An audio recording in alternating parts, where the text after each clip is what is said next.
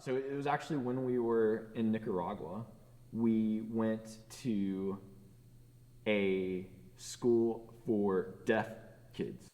Yeah.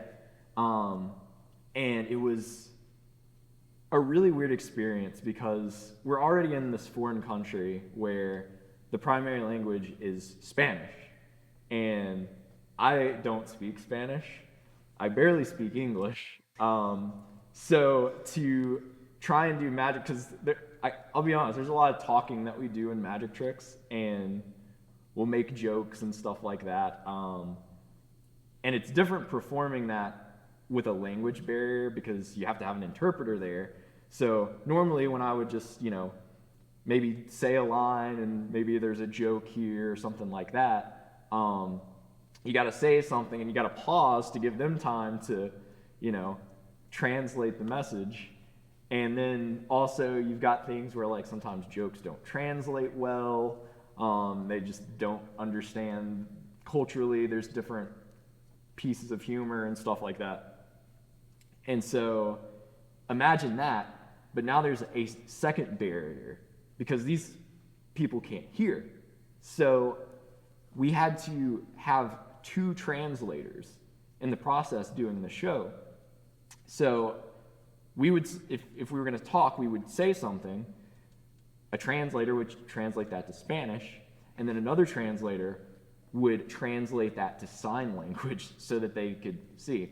And so knowing this, it was a big barrier of like, what are we going to do? And so I was like, what if I just don't say anything?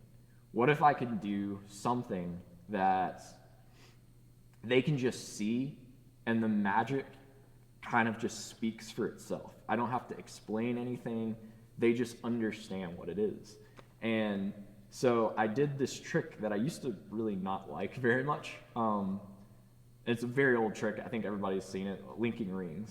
Kind of a cliche thing that everybody's seen a magician do it in suits and top hats and all of that. It's like one of the oldest tricks in the world. And so I kind of was never a big fan of it just because it was so overdone and everything. But I was like, the idea is very simple to understand. It's solid pieces of metal that are somehow passing through each other, like almost like they're fluids. Like it doesn't make sense. It's a real like mysterious thing to watch. And so I was like, I'm just gonna do that. Don't speak, just let the magic do everything. And it was the coolest experience. Normally when you would do a trick like that, there's all these little moments that might get applause here and there. But doing this trick for people who like they couldn't hear what was going on. They were just having to take everything in through their eyes. And so every little moment of magic in that routine would get applause, like more so than I had ever seen that get applause. And it really made me come to appreciate that particular piece of magic, because I always kind of brushed it off as it's old, it's cliche kind of thing, but to see it like mean so much to a group of people, especially that have all these kind of barriers of communication, was such a powerful thing to me. And so since that experience, that ended up being like one of my favorite tricks to do. And even when I got back to the States, I started doing it in my own show because I was like, it meant something to me then, more than it ever had, which is really cool.